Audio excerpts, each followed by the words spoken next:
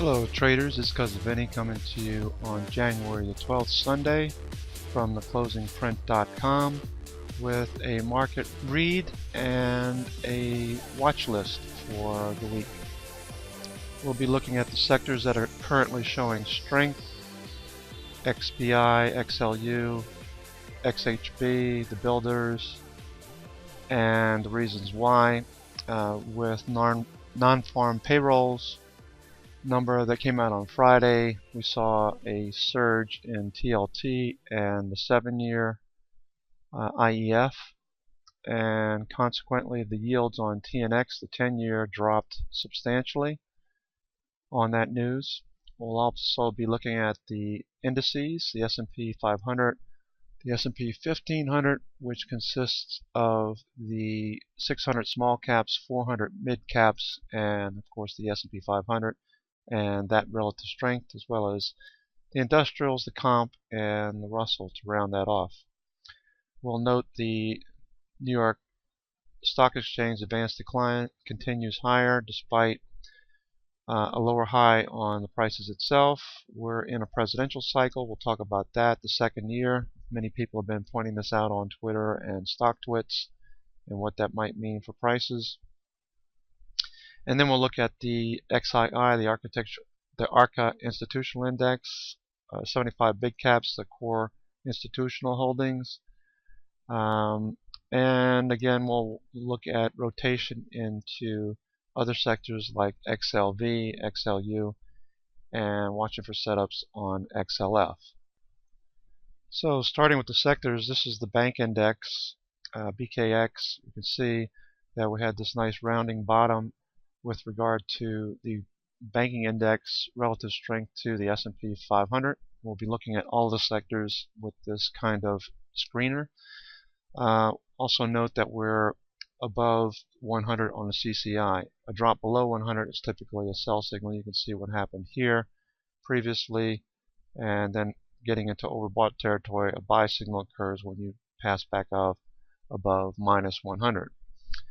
So relative strength wise, we continue to move higher on BKX.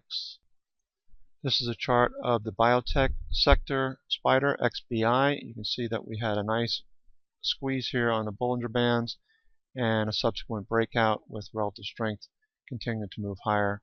We had a buy signal back here on the lower Bollinger Band on CCI. Also note the volume that we saw the past week. This is a chart of the home builders. Note that we have been moving pretty much sideways for a good part of the year. We do see a flag down to the 20-period moving average, and we see a bounce in CCI. So with the strength in bonds, the non-farm payrolls, and the drop on the yields, typically the yields dropping have a positive effect on REITs, the builders, and the utilities. So we'll be looking for continued strength here.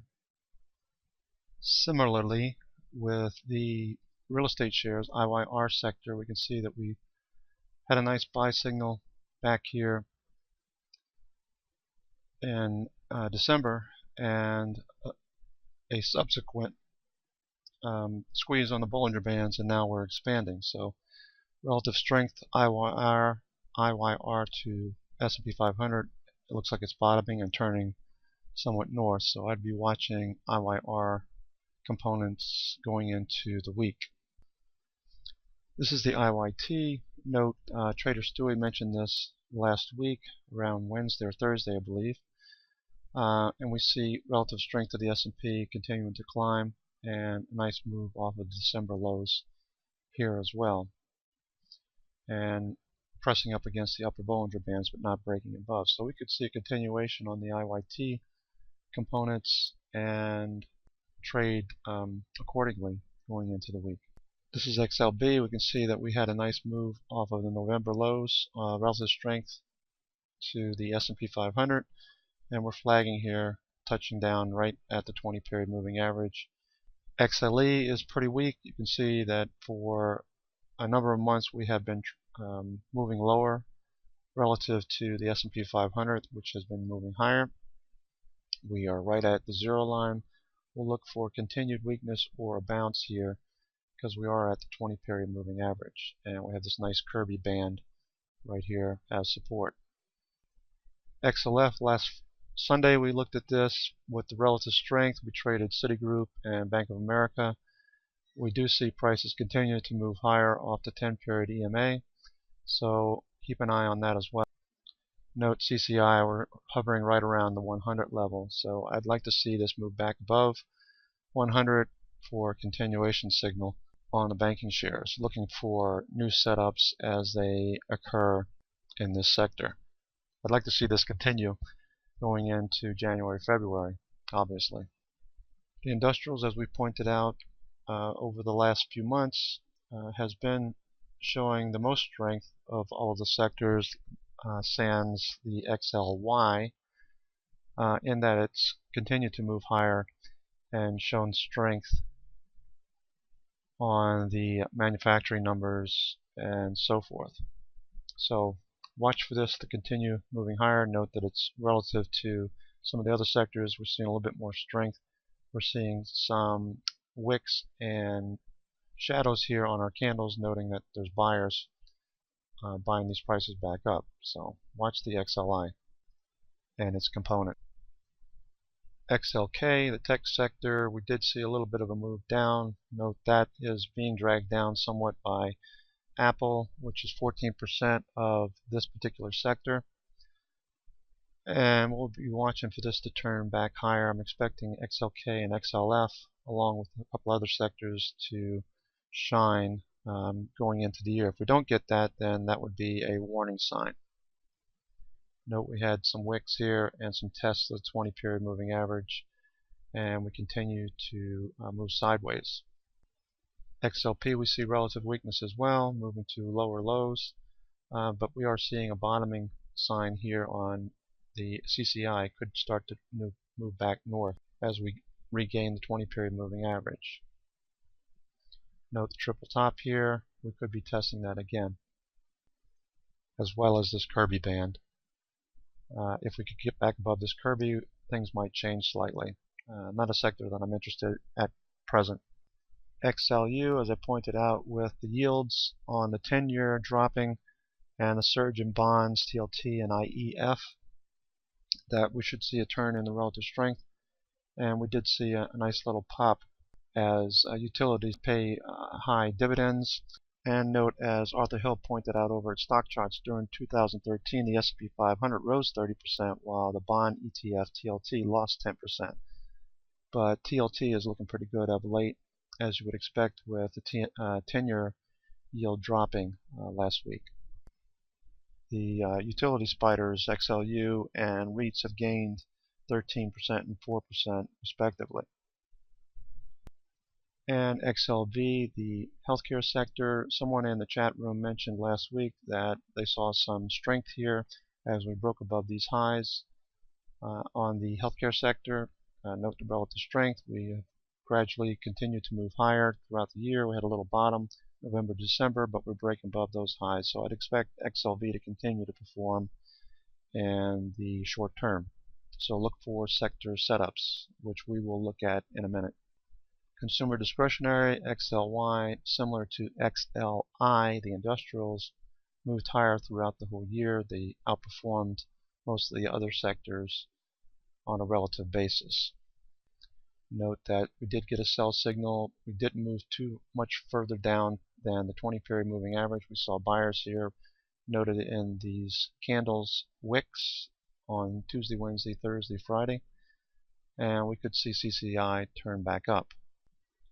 Now looking at some of the indices, we can see the comp, which is moving sideways and at highs, testing the 10 period EMA here, the light blue line. Bullish percent did get up into a warm territory, so keep an eye on that. NAMO, the summation index for the NASDAQ, looks like it's bottoming and turning. NASI continues to be on a bullish signal. MACD did give us a cross, but it's moving sideways. And the number of stocks trading above the 50 period are at 73%. bullish percent had a little bounce, so we could expect that to move higher as well as prices. This is CRB index chart. Note that we had a nice little drop here, so if you're trading commodities, you want to keep an eye on this chart. Note gold, the dollar, and copper down here as well, with the dollar seeing some resistance at this 81.50 level. This is a chart of the Dow Industrials. Note the wicks on these candles. We are flagging sideways, and we moved a little bit off on the RSI. MACD is not really giving us much of a signal, but we did get a cross. So this is only 30 stocks, but we could get down into oversold territory on the slow stow and see a bounce here. Let's also watch the chart of the XII ARCA Institutional Index. These are the cap-weighted stocks in this index of 75 core holdings for most institutions. Note the wicks here last week. The support level, the area of resistance that we broke above, we're still inside of this wedge pattern, and we have indications that we could see a bounce here. So keep an eye on XII, the ARCA Institutional Index, and these cap-weighted stocks over here on the left margin. As institutions push this index around, this can give you an early clue as to whether the market's going to go higher or lower or sideways, as we've seen lately. Also some nice stocks to trade here shortly. This is the New York Advanced Decline and the New York Stock Exchange chart. Note the little blip here. It was an erroneous print, but the thing to point out is the Advanced Decline continues to move higher, so we could see prices move higher as well. S&P 500, we're holding the 10-period EMA. As I've noted here, we're above this Kirby shelf, and for the most part we're just marking time here until the market decides to make a decision. The NYSE continues to move higher. The New York Stock Exchange Summation Index, this is on a bullish signal still. NYMO hovering, and looks like it wants to move higher. MACD, same as the comp. And the number of stocks trading above their 50-period moving average are at 74.8. And we are in a complacency zone on the VIX down here below, right at 12, I should say. So not much to see here. We'll be watching for signals going into the week. For now, I'm expecting this to continue to flag out and move higher. Here's a chart of the 10-year yield. We noted that we hit our target, the 1618 extension that we had drawn in from these fibs, and we see we are breaking the 10-period and the 30-period moving averages, and it will look like we're turning over. So the yield curve here tends to benefit banks when it's rising. We did have a crossover here of this trend, so keep an eye on banks. They could show continued weakness for a re-entry in the near future on trades like Citibank and Bank of America, which we are currently all out of. Looking at what we spoke about earlier about yields affecting REITs, the builders, and utilities. These two charts here are of the builders. You can see that we have a nice rounding bottom on this relative strength to the S&P 500. And with REITs that we look like returning, we have this resistance to break above, and utilities continue to move higher off of this lower trend line in this ascending wedge pattern. So that could be playing into the defensive sectors like XLU and XLP. So keep that in mind if for some reason we start to see weakness on the S&P. This is DBV, the Deutsche Bank Currency Harvest Fund, a reflection of the carry trade. Note we're flagging right around this long-term trend line. If we break above this, that would be bullish for stocks, and if we break down, that would be bearish for stocks. And TLT, the bonds, the T-bond is moving higher, the 20-year, and we had this nice little squeeze on the Bollinger Bands. Nice volume on Friday. We should see a follow-through Note we have a long-term trend line here we're breaking above, and that we have these trend lines from this previous breakdown and this level here at 104 to deal with going into the week. And to round off the indices, let's take a look at the S&P 1500 composite. This is the composite of the 600 small caps, the 400 mid caps, and the 500 big caps. Note the pennant here. Note the Fibonacci levels. We didn't come down to the 382, so this is still showing strength. We have this trend line here extend out from May, and this ascending wedge pattern that we continue to trade inside of. Note though that the advanced decline percent, which is favors the smaller cap to mid caps as there's more of them, is moving higher, so that's showing us strength, and the up down volume percent, which favors the large caps, is moving higher as well. So these two indicators of breadth show continued strength going into the week. Until that changes, I'm bullish short term to neutral. This is a ranked list of the utility sectors, the XLU, which we mentioned previously. We can look at a number of these, but you can pause this and go and look at some of these setups going into the week.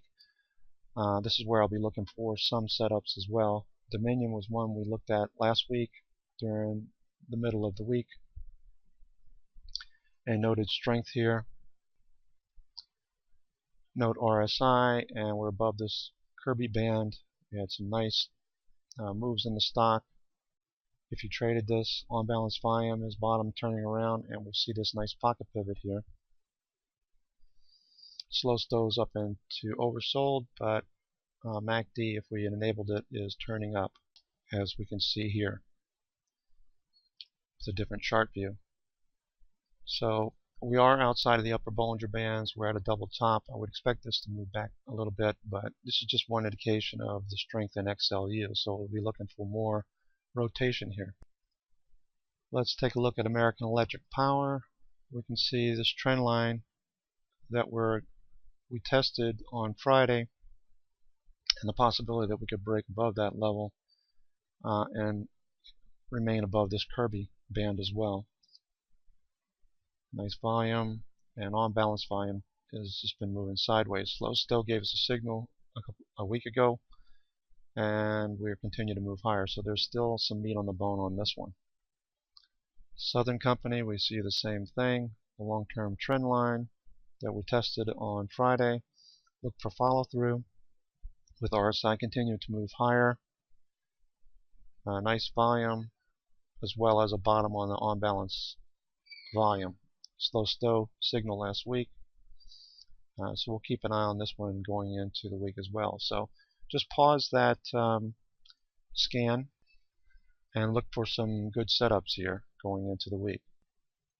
JB Hunt is in the transportation sector, one that, as I mentioned, Trader Stewie pointed out.